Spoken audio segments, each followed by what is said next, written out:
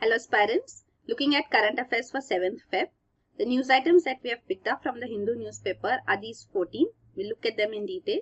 The first one, late night quake jolts North India. So there was an earthquake measuring 5.8 on the Richter scale, the scale which is used for measuring earthquake.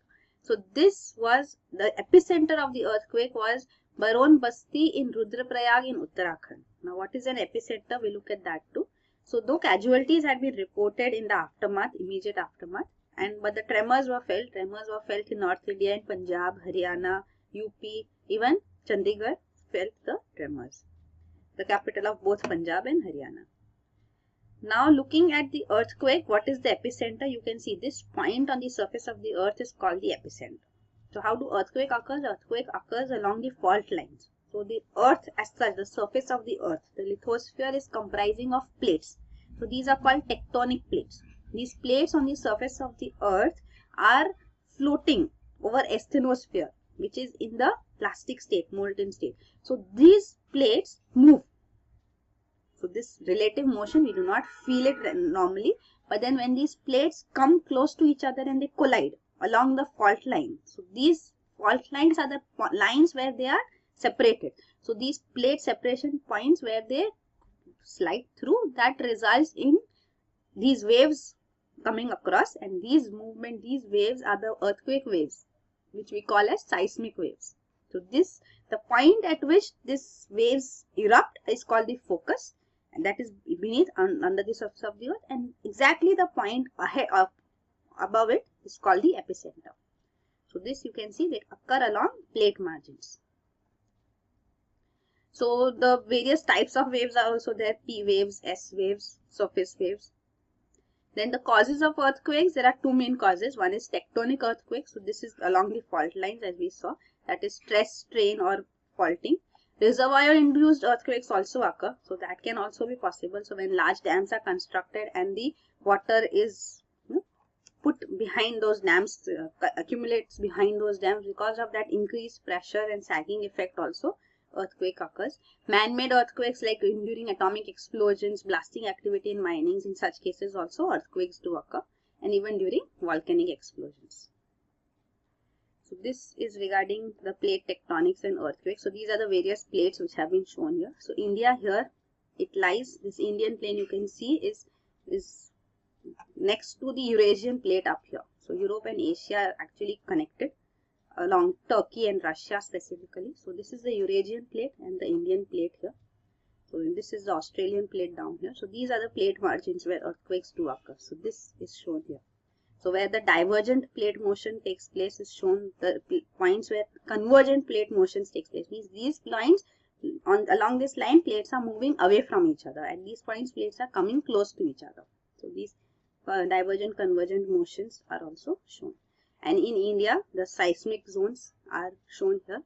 Areas with low intensity, moderate intensity, severe intensity to very severe intensity, because they lie along fault lines. So this is shown even Andaman and Nicobar Islands. As you can see here, this is the fault line passing down here.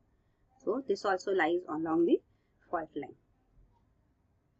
Then the next news item is, in Lutyens, Delhi, Dalhousie Road named Darashikoh Road. New Delhi Municipal Council has decided to rename Dalhousie Road in Lutyens, Delhi as Darashikoh Road. So Lord Dalhousie, after whom the road is named, was the Governor General of British India before revolt of 1857. His tenure was till 1856. He was the one who was responsible for annexing large parts of the country. Awadh was annexed by him, a huge province. Even the doctrine of lapse, under which Jhansi was annexed, Satara, these regions annexed were by him. So he has been responsible for these annexations. So now this road will be renamed as Darashikoh Road. And Darashikoh was the eldest son of Mughal Emperor Shah Jahan. Means he was the elder brother of Aurangzeb. So he's been honored by this name change because of his efforts for bringing Hindus and Muslims together. So that has been honored. And this road renaming, this is the third time that New Delhi Municipal Council is renaming a road in less than 2 years. So in August 2015, we saw Aurangzeb Road was renamed APJ Abdul Kalam Road. And then in September 2016, the Racecourse Road, where Prime Minister's residence is also located, this road was renamed Lok Kalyan Marg. So these renamings have taken place, and as per the rules of the center, renaming of roads can take place only for public facilities whose names were changed pre-independence. So these pre-independence names can be changed, otherwise names cannot be changed. So Dalhousie Road is pre-independence era road, that's why it has been renamed now. This is Dara Shikoh, the eldest son. So he was supposed to succeed his father, but we all know Aurangzeb, he killed all his brothers too. He imprisoned Shah Jahan. So Dara Shikoh was known for his efforts to bring Islam and Hinduism together in literature, culture and arts. The next news item is not a drop of the Ganga has been cleaned, NGT. So the National Green Tribunal is saying that the government agencies are just wasting public money in the name of cleaning river Ganga. It says that not a single drop of Ganga river has been cleaned. So this is the bench of NGT, National Green Tribunal, headed by the chairperson of NGT, Justice Swatantra Kumar, who is now asking government agencies to work together for this cause. So Prime Minister had established this goal that river Ganga should be cleaned. It has to be taken up as a national project. The Namami Gange project has been initiated. The allocation of huge amount of money has been done for this. 2000 crores plus have been allocated to Namami Gange program for cleaning river Ganga. So these are the stern words coming from the National Green Tribunal now. It has also warned 14 industrial units along the banks of river Ganga that they should be ready to shut down. It has asked these industrial units to justify why they should not face action, because they are functioning along the banks of river Ganga, generating pollution, and that is being flowed out into the Ganga. So that is why action will be taken against them too. So this is regarding NGT initiative. NGT was established in 2010 under the NGT Act of 2010 to look into all cases related to environment, and it will expeditiously dispose these cases. Expeditiously means quickly. So first of all, it is not bound by the Code of Civil Procedure of 1908. So that's why it has to finish cases quickly. It has to aim to dispose all applications or appeals which come to it within 6 months of filing. So this is the objective. So quickly disposing cases related to environment, reducing the burden on the judicial system too, is the objective of National Green Tribunal. And it follows not the Code of Civil Procedure but the principles of natural justice. So justice is of course provided for, but not the strict and specific codes of civil procedure as such. So this is regarding it. In NGT, the bench, the headquarter is in New Delhi, and other regions where it is located, there are 5 places of its sitting: Bhopal, Pune, Kolkata and Chennai. It functions through circuit procedure, so that circuit benches can also be placed in various places. This is regarding Ganga river and its basin too. So you can see river Ganga, its tributaries and the entire basin boundary. So this is regarding the Namami Gange project, for which 20,000 crore for 5 years has been allocated. So it was initiated in 2014-15. So 100 crores is for beautification and development of ghats in Kedarnath, Haridwar, Kanpur, Varanasi, Allahabad, Patna and Delhi. So this is 100% centrally funded scheme, Namami Gange. So you can see the various states through which this river flows and which are involved in this project are also listed. You can see here. So 5 states are there involved in implementation: Uttarakhand, Uttar Pradesh, Bihar, Jharkhand and West Bengal. This is the 20,000 crore project. So in 5 years means by 2020 it should be wrapped up with the objective achieved. So money should be spent on pollution abatement interventions like treatment of wastewater, flowing through open drains, using bioremediation. So all such initiatives taken, setting up sewage treatment plants along the banks, so effluent treatment plants. Then other immediate short-term measures can be taken, like arresting pollution at exit points, so not allowing pollution to drain into or prevent inflow of sewage into the river. So these initiatives can be taken. So money has to be spent on all such initiatives. So you can see this. Again, it is detailed out here also about sewage infrastructure plants and how central effluent treatment plants can be established. Sanitation measures can be taken to ensure that river Ganga is cleaned.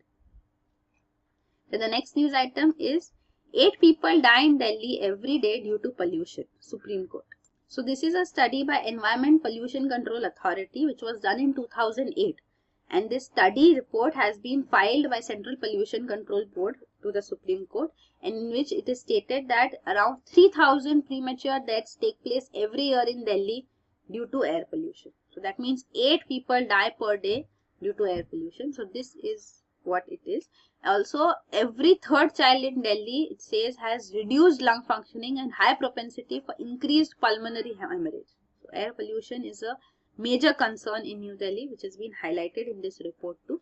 So the Supreme Court is demanding that more environmental safe substitutes should be used for pet coke and furnace oil for lighting up industries in the national capital region. So these two commodities have to be substituted by more environmentally safe alternatives. So the other lawyers of this Environment Pollution Control Authorities representing them also say that other alternatives are there, like natural gas can be used, even electricity can be used as a substitute for pet coke and furnace oil.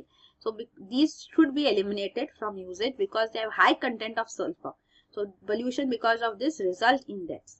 So that is why the center has been asked to respond on this plea. The center has demanded now 8 weeks time to respond. So because previous hearing also they were asked to give their view, but now they are asking for more time.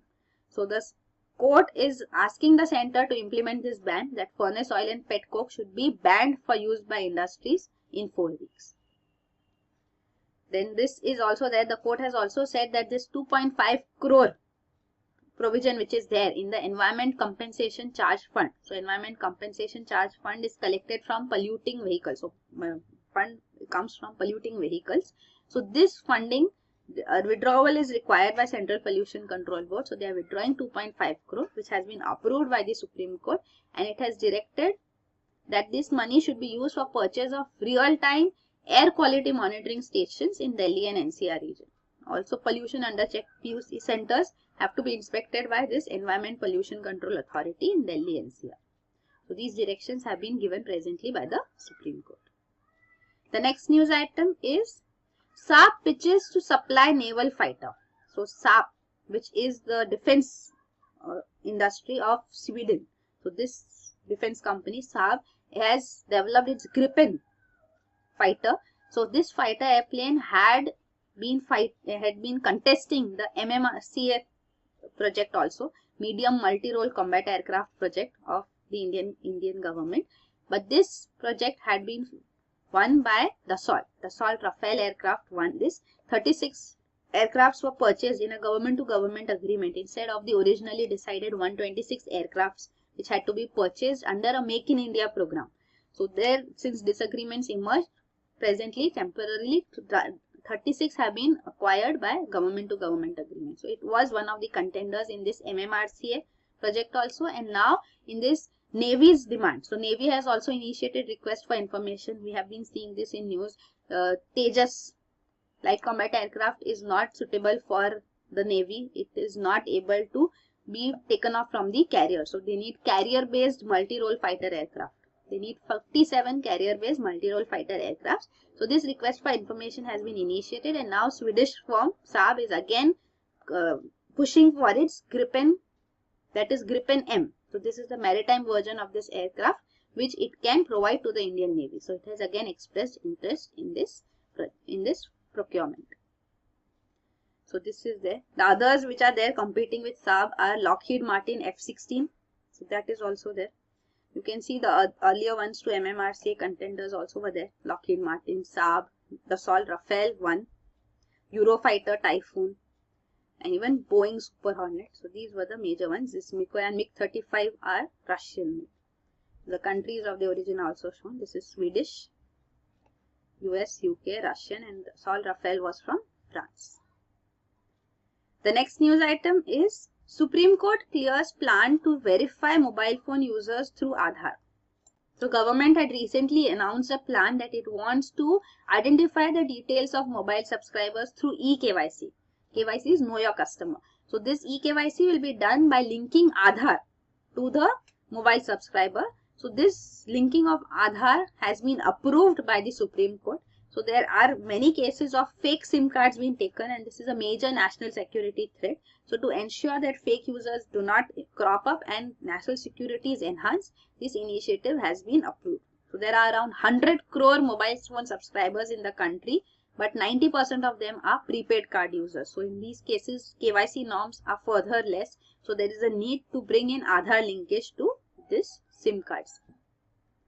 Then the next news item is missing IAS backers active on social media.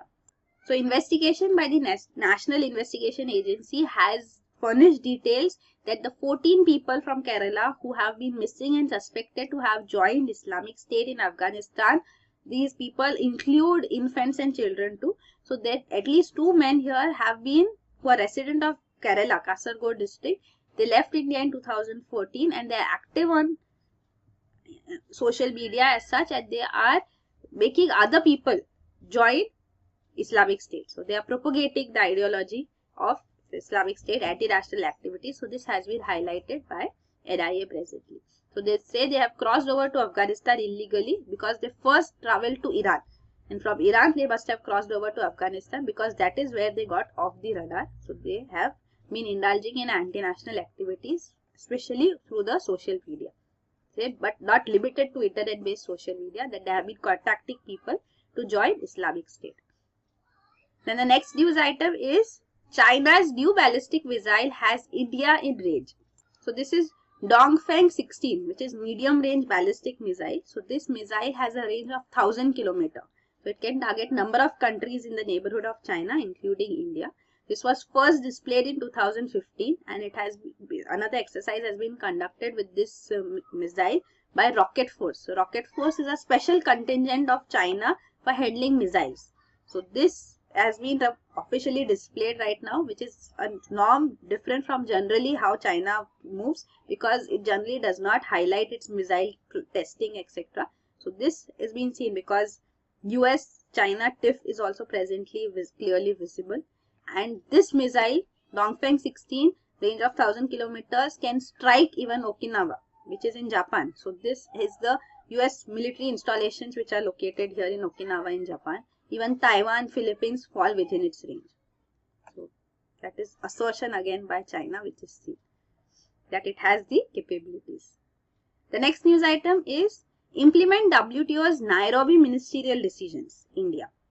So this is Commerce Minister Nirmala Sitharaman who is speaking. She says that WTO Director General Roberto Azevedo is to be visiting India on Feb 8th.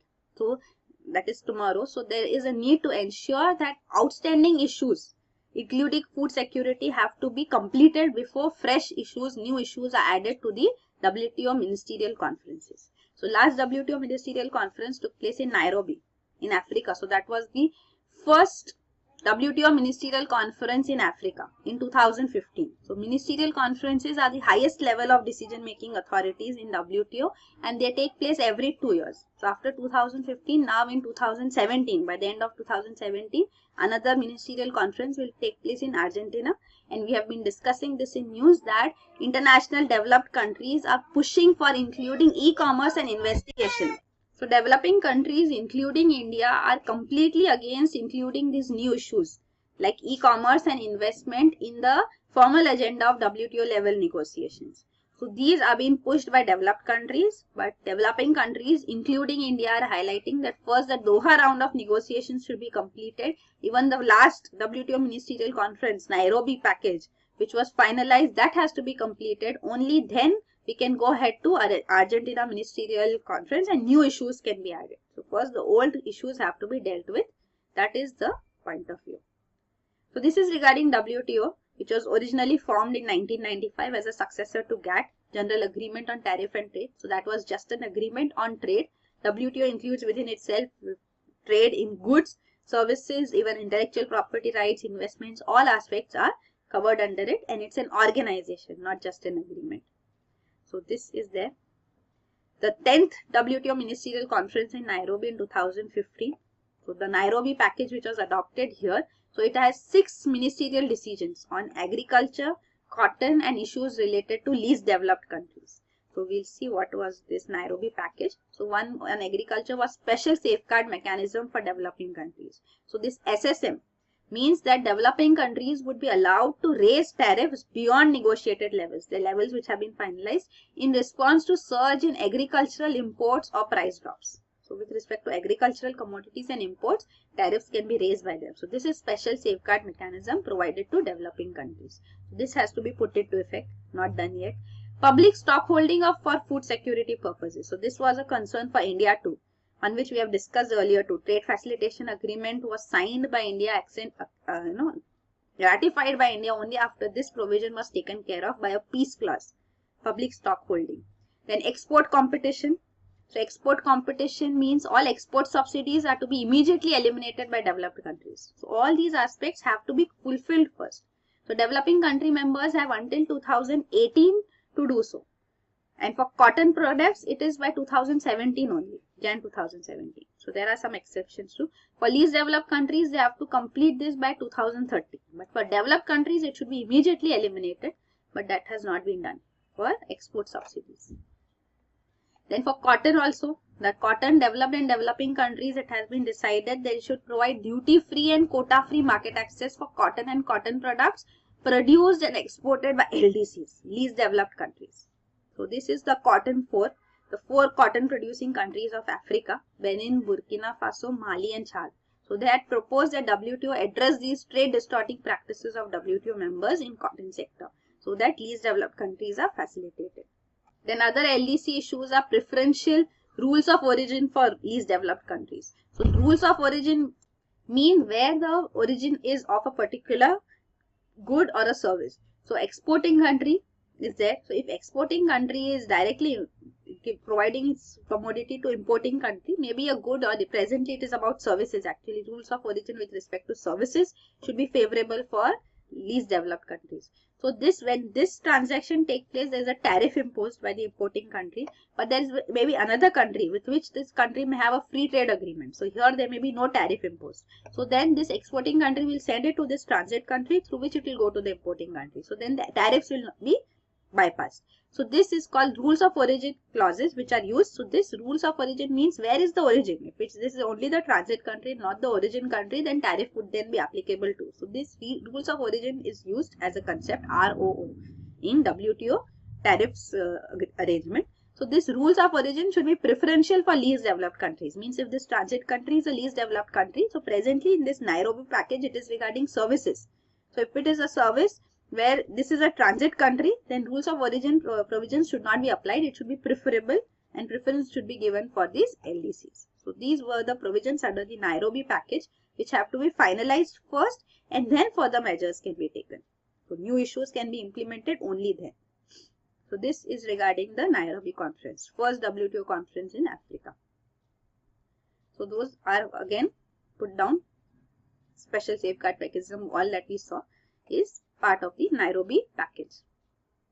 Then next is ministries, sectoral regulators to screen FDI proposals. So the applications on FDI which were on automatic route would directly come into India, and FDI through approval route had to go through the FIPB, Foreign Investment Promotion Board. But now in the budget we have discussed that it was announced that FIPB would be scrapped because more than 90% of FDI coming into India is through automatic route. So there is no need for this body anymore. But then still, it says even if 92% of FDI inflow is through automatic route, there is around 8% which comes through this approval route. So then approval, once FIPB is scrapped, who would look into this approval prospect? So it is now highlighted that ministries and sectoral regulators will screen these FDI proposals. This has been asserted by Commerce Minister Nirmala Sitharaman. So that is there. So this was actually a single window clearance. So single window clearance has been now scrapped, and ministries would look into this FDI proposals coming from approval route. The next news item is Japan's mission to clean up space junk misses the mark.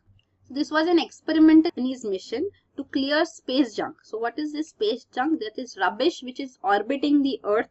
So it's around the Earth's orbit, and this has to be removed because it affects the present functioning telescopes and satellites too, Plus, it also results in collisions and accidents in space. So, it is required to eliminate this space junk. So, this is a huge concern, and space junk is accumulating presently. So, these are the rubbish, means even in space rockets sent. So, various stages in which rockets are sent. So, these left off parts, the spent stages of rockets, satellites, and other such collision, because of collision or drifting apart, all these form space junk. So, they are basically man-made items which are present in space, and these have to be removed. So Japan had initiated an experiment on this aspect.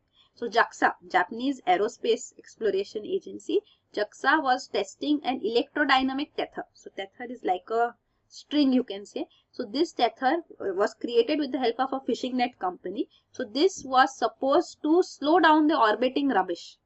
So that it comes to a lower orbit, and then it can enter into Earth's atmosphere, and because of that friction it may blast off and harmlessly burn up in the atmosphere. So that was the idea with which this was to be used. So this was attached to the cargo ship which was launched by Japan in December 2016, carrying supplies to astronauts in the International Space Station. So this tether which was attached, it failed to release. So this actually, that's what the news is, that it missed the mark. So if it would have released and this experiment would have taken place, and you would have known if there are ways in which space junk can be easily eliminated. So that is the news. It was a 700-meter long tether made of thin wires of stainless steel and aluminium. The next news item is 181 Irrawaddy dolphins counted in Odisha census. So a census was conducted by the State Forest and Environment Department, Odisha. It was seen that there are 181 Irrawaddy dolphins in Odisha. So this Chilika Lake, the largest brackish water lagoon in the country, also has Irrawaddy dolphins, but the number dropped marginally this year. Even Bhitarkanika in Odisha has these Irrawaddy dolphins.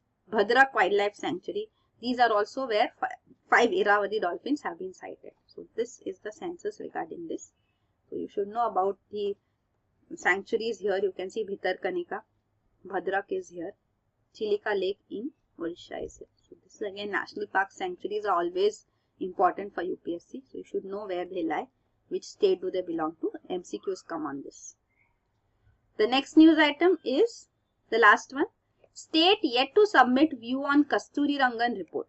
So on Western Ghats, a committee was appointed. Initially, a committee appointed was Madhav Gadgil committee, which gave its recommendations on Western Ghats and how to safeguard them. So this was Ministry of Environment which had established this committee, Madhav Gadgil, and it suggested that the entire Western Ghats should be called or declared as an ecologically sensitive zone. So this was the recommendation which became too extreme for the government to accept. So on the report of Madhav Gadgil committee, another committee was established. It was Kasturirangan committee, and this report which it submitted, it said that certain areas of Western Ghats, around 34%, was said to be declared as ecologically sensitive zone, and these regions belong to states like Gujarat, Maharashtra, Goa, Karnataka, Kerala and Tamil Nadu. So these states have to respond to the notifications which have been brought out by the center based on the recommendations of Kasturirangan committee, that these areas would be declared as ecologically sensitive zones. So the responses have come from all states except Tamil Nadu. So this has come forth right now.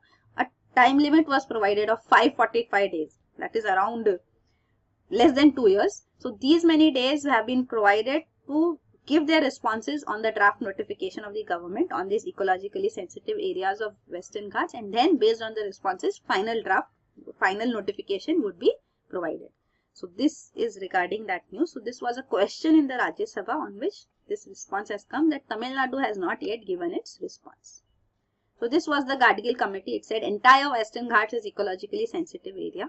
It recommended bottom-up approach, that conservation major role should be played by Gram Sabhas, decision-making role with Gram Sabhas. So here again, as I said, this is 37%. So Kasturirangan said 37% of entire Western Ghats is ecologically sensitive area should be declared so, and it recommended decision-making should be with the government and the bureaucracy like forest officials. So this was more convenient for the government to accept rather than this extreme report. Then recognition of 3 grades of ecologically sensitive zones was decided, that 3 grading, these are less than completely should be considered, strongly considered as ecologically sensitive zones. So grading was to be provided for, and there should be complete ban on construction of high capacity storage dams and state mining in extremely like ESZ1 areas should have complete ban. So that was there. And this Kasturirangan committee said that hydroelectric power plants should be permitted in ecologically sensitive areas too. So only 37% have been declared as ecologically sensitive areas, and in that also it should be permitted only after detailed study. But complete ban on quarrying, mining and sand mining should be there in ESS. That has been asserted by Kasturirangan committee also. So this was regarding the two committees. And the last one is its recommendation was that Western Ghats Ecology Authority should be constituted under Ministry of Environment and Forest to regulate and oversee the conservation of Western Ghats. And it says the present legal framework only, like the State Pollution Control Board and State Biodiversity Board, should only be strengthened to regulate Western Ghats, and it called for a specialized body. So of course this committee's reports have been accepted and will be implemented. So Western Ghats is a majorly significant biodiversity hotspot in India. So there is a need to conserve it. That is why actions were required, and these are the results of the committee reports, and the actions have to be taken now further. So this is the Kasturirangan committee reports recommendations in detail also. And this is regarding Western Ghats. You can see. So ecologically sensitive area around 37% which has been declared, and remaining is non-ecologically sensitive. So population size and density is also given here, villages involved. Right? So this you can see in terms of map also, higher population density, regions and so on, and the states involved. Okay. So that is it. These were the news items for today. Thank you.